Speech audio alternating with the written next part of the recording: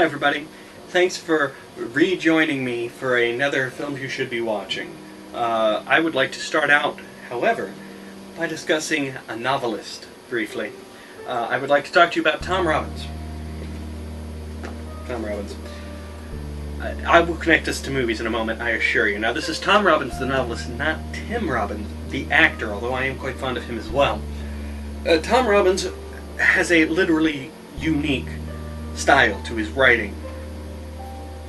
I have never heard of any writer ever before or since that writes quite like this. See, what he does is he sits down and he writes a sentence. He doesn't think of a plot or characters ahead of time. He just writes a sentence. And then he'll spend days polishing that sentence, making it the perfect sentence. And then, and only then, he puts a period at the end of it, moves on to the next sentence, and after a while he's got a book. This means when you read a Tom Robbins book, you are quite literally reading it in the order he wrote it. He doesn't go back later and make revisions. This leads to a fun game, where I like to just randomly read sentences from Tom Robbins books. Now, since this is your first time, how about we start with the first sentence of his first novel, Another Roadside Attraction. This book ends up being about people finding the mummified corpse of Jesus Christ at a roadside attraction next to, like, the country's biggest hot dog.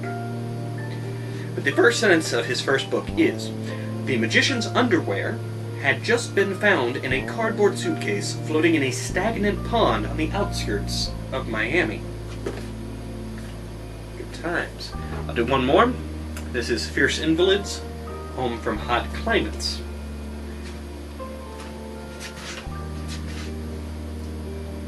Oh dear. Parents, cover your children's ears. The naked parrot looked like a human fetus sliced onto a kosher chicken. I defy you to find another author who will begin a book that way. In addition, Tom Robbins likes to paint with words, and I don't mean he is very descriptive when he's describing a scene. He will literally use words that don't necessarily fit meaning-wise, because they fit the texture or the feel of the sentence. They fit the mood of what's going on in the novel, even if they don't necessarily make sense. You pull a lot from context at that point. It really is quite fun to read. And the reason I have brought Tom Robbins up is, A, you should read him, and B, if Tom Robbins was a screenplay writer, he'd be Charlie Kaufman. Tom Robbins does have a movie, but don't. Stick to his books. Charlie Kaufman is very entertaining, and he writes screenplays unlike anything else that I've seen out there. One of the biggest issues I have with the majority of Hollywood films is 10 minutes in, and I can tell you the plot. Show me a romantic comedy, within 10 minutes I can tell you, well, he's going to hook up with her, but then there's going to be a wacky misunderstanding, and he's going to have to question what's really important to himself, and potentially make an idiot out of himself in a public spectacle in order to win her back. You can do this with most movies. An action film, he's going to get the girl in the end, all of these normal things. Charlie Kaufman films will throw you for a loop. Now, not everybody keeps up with screenwriters, but you've heard of some of his stuff. Eternal Sunshine of the Spotless Mind was a big one.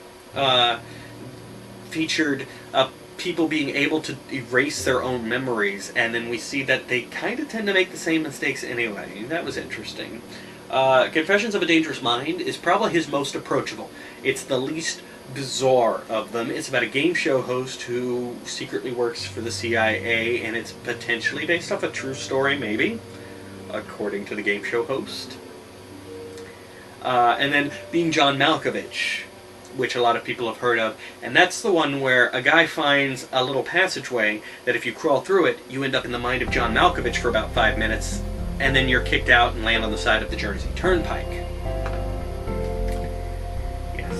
He also has Adaptation. Adaptation takes a while to wrap your mind around.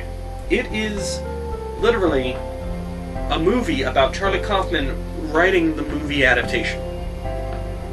You're watching a movie about the making of the movie you're watching. That one takes some work. There's also Sandusky, New York. That one's a bit much even for me. It's one of the few films that I actually lost track of. There are a few films out there that are so complex that I can't follow them from beginning to end. Sendoki, New York lost me at a certain point.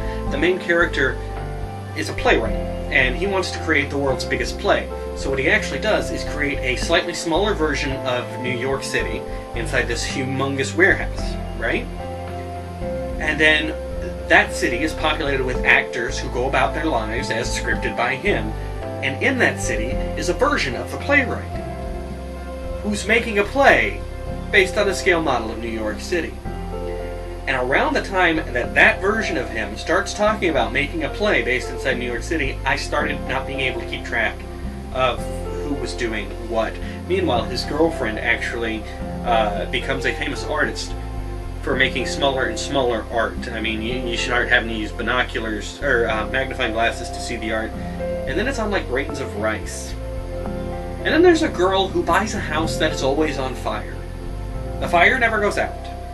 She realizes it's probably dangerous, but the rent's good, so she moves into a house that's always on fire. I think the problem I have with this film is it was directed by Charlie Kaufman, and I like Charlie Kaufman. I love his writing. Seriously. I think the man's a genius. But I think he's also just a tiny bit crazy, and I think his stuff works better when it's filtered through somebody else. Somebody else can say, you know what, that's a little too much, let's scale it back. Let's keep the wacky, let's scale it back just a tiny bit. And I think that really works better for him. One other movie of his that I haven't mentioned yet, also fairly accessible, is called Human Nature, starring Tim Robbins. That's Tim Robbins, the actor, not Tom Robbins, the writer. Human Nature is about a girl who basically has like werewolf hair syndrome. So she goes out and lives wild in the woods, and while she's there, she encounters a wild man who they attempt to re-civilize. Now, the plot's fairly straightforward, but it is done in a definitely uniquely Charlie Kaufman-esque style. I like Charlie Kaufman films because I never know what's coming next. You don't just have to suspend disbelief. You have to suspend what you understand as the logical working rules of the universe. And that guarantees that you're going to see something you're not expecting. Don't get me wrong.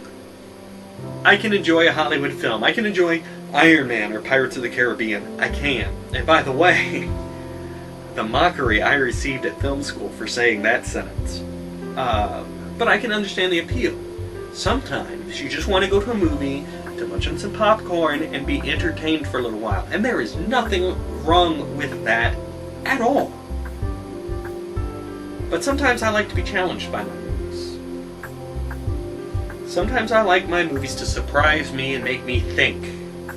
Charlie Kaufman does that. Also, sometimes I want my movies to hurt me, and that's where my trauma collection comes into play. But I'll save that for my therapist. So, for those of you who have never watched a Charlie Kaufman film before, let me give you these, perhaps the best order, and then when they get too weird for you, you stop. Confessions of a Dangerous Mind, Eternal Sunshine of the Spotless Mind, Human Nature. Then you can mix it up, do some Being John Malkovich. Adaptation. Whatever you do, save Sendoki, New York for last. I like the movie. I just think it's a little much. It was a little much for me. Anyway, thank you for tuning in. Thank you for dealing with literary hour on the show. And thank you for making me feel like what I say matters, even if it doesn't. I'll see you next time.